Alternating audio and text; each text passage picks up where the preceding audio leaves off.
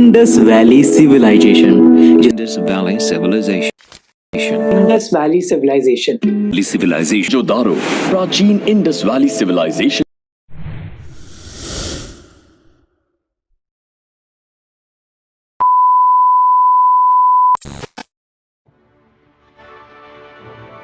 सिंधु घाटी सभ्यता इंसानों की चतुराई का प्रमाण है। हजारों साल पहले फलती फूलती यह सभ्यता अपने पीछे उन्नत शहरी नियोजन, अद्भुत कारीगरी और एक ऐसी लिपि की विरासत छोड़ गई है जो आज भी विद्वानों को हैरान करती है। सदियों तक धरती की परतों के नीचे छिपी रही यह सिंधु सभ्यता 1920 के दशक में सामने आई और अपनी भव्यता और रहस्य से दुनिया को मंत्रमुग्ध कर दिया। यह प्राचीन सभ्यता जो कभी समय के साथ खो गई थी, अब हमें 4000 साल पहले सिंधु नदी घाटी में फली फूली एक समृद्ध संस्कृति की झलक देती है। दक्षिण एशियाई पुरातत्व विज्ञान में सिंधु घाटी सभ्यता की खोज एक महत्वपूर्ण मोड़ थी। इसकी खुदाई से पहले इस क्षेत्र का ऐतिहासिक वर्णन मुख्य रूप से बाद की सभ्यताओं के इर्द गिर्द घूमता था। सिंधु सभ्यता के उद्भव ने दक्षिण एशियाई इतिहास की समय रेखा को पीछे धकेल दिया, एक परिष्कृत शहरी संस्कृति का खुलासा किया जो इस क्षेत्र में अन्य ज्ञात सभ्यताओं से पहले की थी। इस खोज ने प्राचीन दुनिया के बारे में हमारी समझ को नया रूप दिया और समय और स्थान के साथ मानव सभ्यताओं की परस्पर वर्बुंडनहाइट पर प्रकाश डाला। साल था 1922 जब पुरातत्वविद दयाराम साहनी ने हड़प्पा में एक प्राचीन शहर के आश्चर्यजनक अवशेषों का पता लगाया जो आज के पाकिस्तान में स्थित है। इन खोजों से उत्सुक सर जॉन मार्शल के नेतृत्व में मोहनजोदड़ो, जो आज के पाकिस्तान में एक और जगह है, में की गई और खुदाई ने एक ऐसी सभ्यता का अनावरण किया जो सहस्राब्दियों से छिपी हुई थी। इन खोजों ने सिंधु घाटी सभ्यता के रहस्यों को उजागर करने की एक लंबी और आकर्षक यात्रा की शुरुआत की। पुरातत्वविदों के सावधानीपूर्वक काम ने सावधानीपूर्वक नियोजित शहरों का खुलासा किया जो प्रभावशाली जल निकासी और स्वच्छता बुनियादी ढांचे के साथ ग्रिड प्रणाली पर बनाए गए थे। परिष्कृत कलाकृतियों के साथ साथ मानकीकृत वजन और माप की खोज ने एक उच्च संगठित और उन्नत समाज की ओर इशारा किया। हड़प्पा और मोहनजोदड़ो शहर अपनी चौड़ी सड़कों, सार्वजनिक स्नानागारों और बहुमंजिला इमारतों के साथ शुरुआती मानव बस्तियों के बारे में पिछली धारणाओं को चुनौती देते थे। इन शहरों के विशाल पैमाने और जटिलता ने दुनिया को चकित कर दिया। सिंधु लोगों की उल्लेखनीय शहरी नियोजन क्षमताओं का प्रदर्शन किया।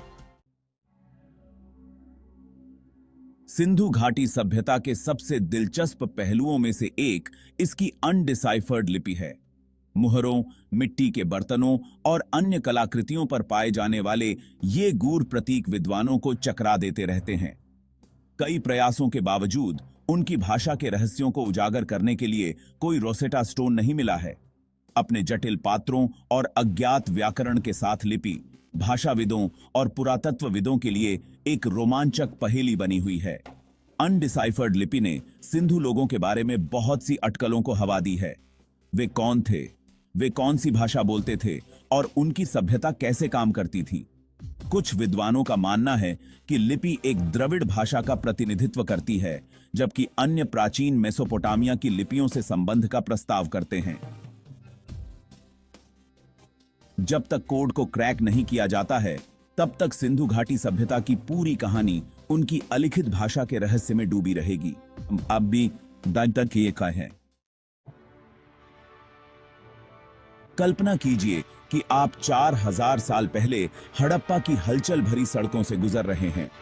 शहर शहरी नियोजन का एक प्रमाण व्यापारियों, कारीगरों और मजदूरों से भरा हुआ है जो अपने दिन के कामों में लगे हुए हैं।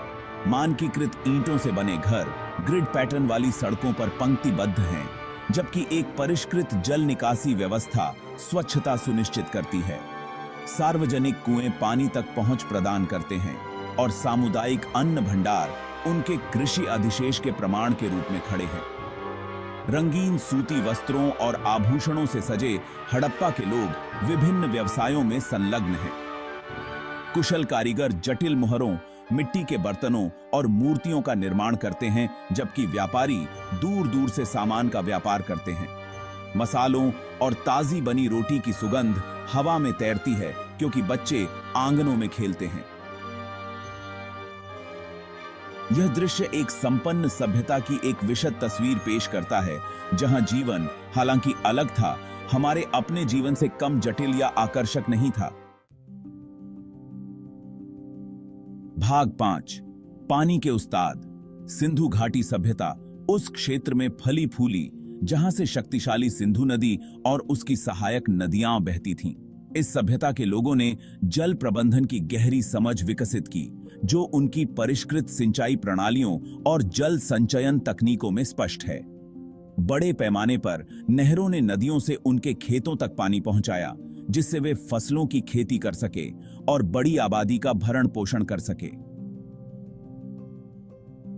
पानी पर उनकी महारत कृषि से कहीं आगे तक फैली हुई थी।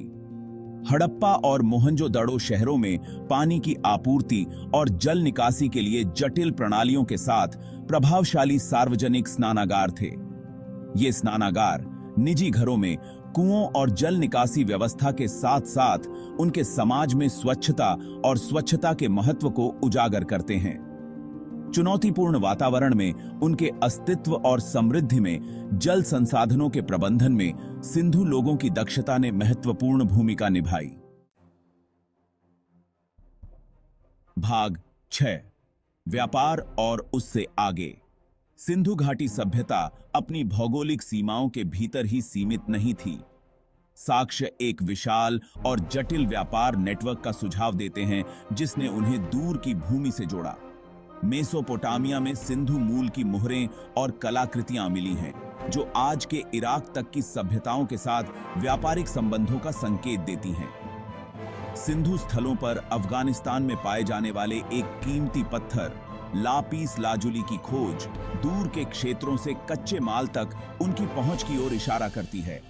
इसी प्रकार मेसोपोटामिया में सिंधु मोहरों की उपस्थिति कपास, मिट्टी के बर्तनों और हाथी दांत जैसे सामानों के निर्यात का सुझाव देती है।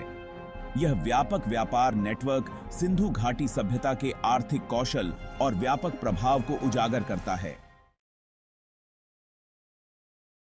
भाग 7, एक सभ्यता का पतन। अपनी समृद्धि और प्रगति के बावजूद 1900 ईसा पूर्व के आसपास सिंधु घाटी सभ्यता का पतन हो गया। इसके पतन के सही कारण विद्वानों के बीच बहस का विषय बने हुए हैं। कुछ सिद्धांतों का सुझाव है कि जलवायु परिवर्तन, संभवतः सिंधु नदी के मार्ग में बदलाव, ने उनकी कृषि पद्धतियों को बाधित कर दिया होगा और संसाधनों की कमी हो गई होगी। अन्य सिद्धांतों में खानाबदोश जनजातियों द्वारा आक्रमण या आंतरिक संघर्षों की संभावना का प्रस्ताव है, जिसने सभ्यता को कमजोर कर दिया। सिंधु घाटी सभ्यता का पतन पर्यावरणीय परिवर्तनों और बाहरी दबावों के सामने सबसे उन्नत समाजों की नाजुकता की याद दिलाता है। भाग 8, अतीत की फुसफुसाहट। हालांकि सिंधु घाटी सभ्यता सहस्राब्दियों पहले लुप्त हो गई थी, लेकिन इसकी विरासत आधुनिक दक्षिण एशिया में गूंजती रहती है। आज के भारत, पाकिस्तान और अफगानिस्तान में कई सिंधु स्थलों की खोज ने इस प्राचीन संस्कृति को समझने में अत्यधिक रुचि जगाई है। उनके शहरों के अवशेष, कलाकृतियां और दिलचस्प लिपि पुरातत्वविदों और इतिहासकारों को आकर्षित करती रहती हैं, जो चल रहे शोध और खुदाई को प्रेरित करती हैं।